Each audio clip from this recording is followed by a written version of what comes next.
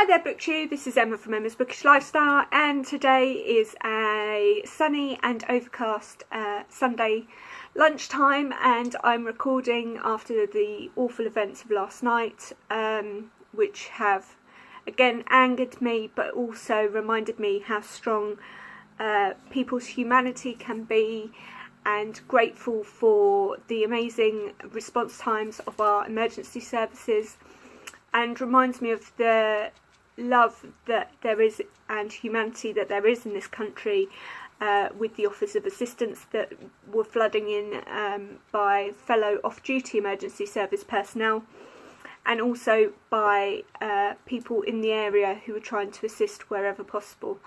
Obviously the tragic events, and without going into the politics of it, I'm just proud to be British.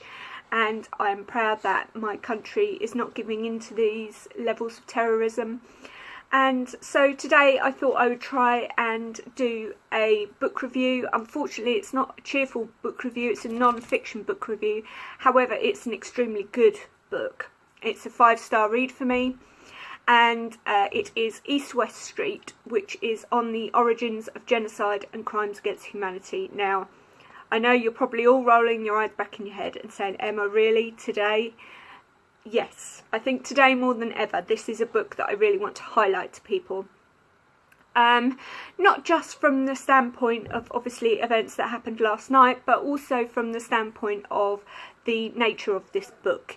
It isn't as dire and depressing as you may well think. So, it is written by an author called Felipe Sands.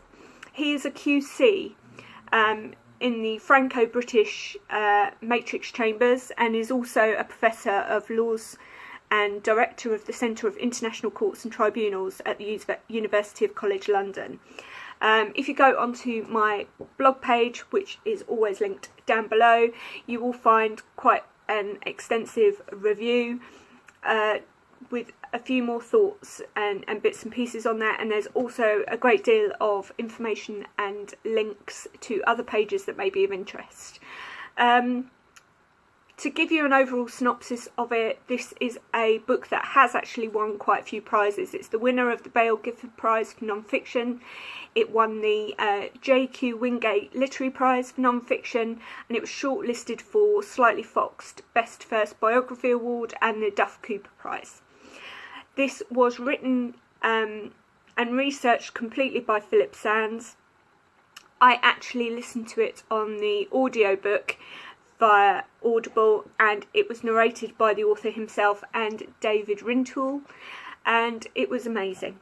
I think hearing it through the voice of the author sometimes gives it an additional dimension, and by listening to it on the audiobook as well as reading alongside with the book, I felt it helped with some of the pronunciations of the places that he was talking about, and you know, sometimes we put our own interpretations on things because we don't know how to translate them, and it was handy to have him obviously conversing on there and telling us the true the true pronunciations.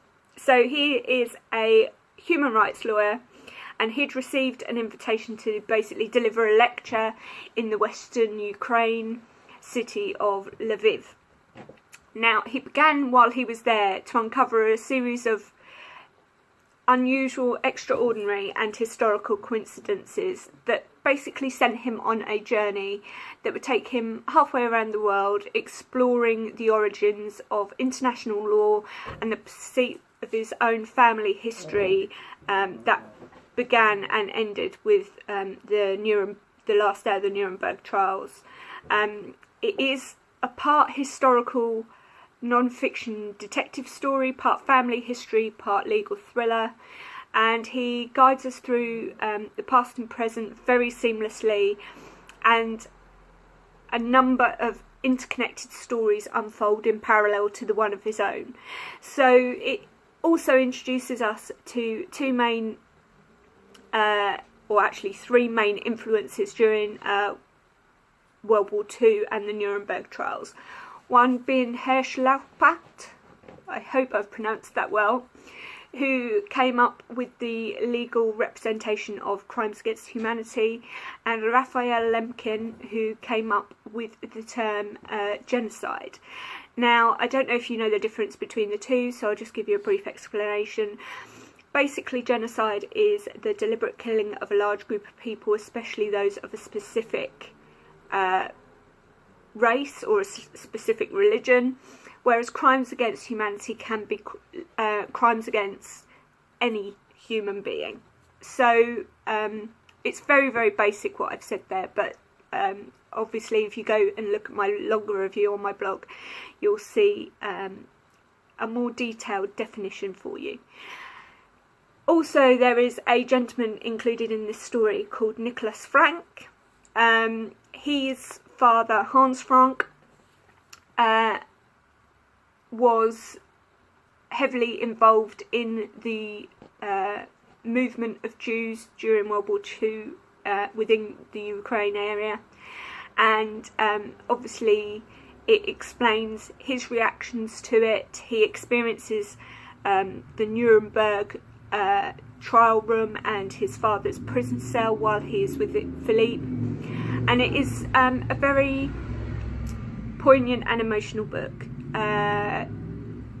I could not stop listening to it. As I say, I was predominantly listening to it on audiobook on my commute, and at night it was my pre-bedtime reading or listening, because I love that function on Audible whereby you can set however many minutes and then it will go to sleep. I do find that I listen for that period of time and then I tend to fall asleep or be getting tired and about to fall asleep just as it finishes. So that's a really good, unique function.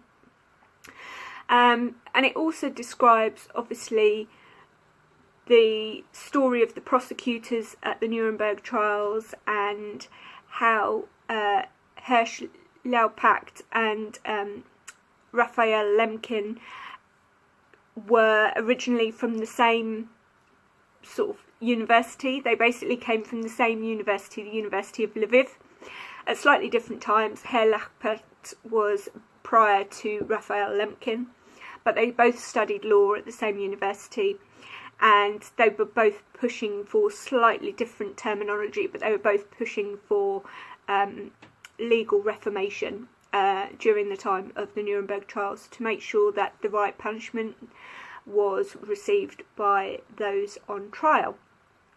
I cannot recommend it highly enough. As I say, it is a 5-star read. It is non-fiction. The writing is equally as good in the book as it is in the Audible.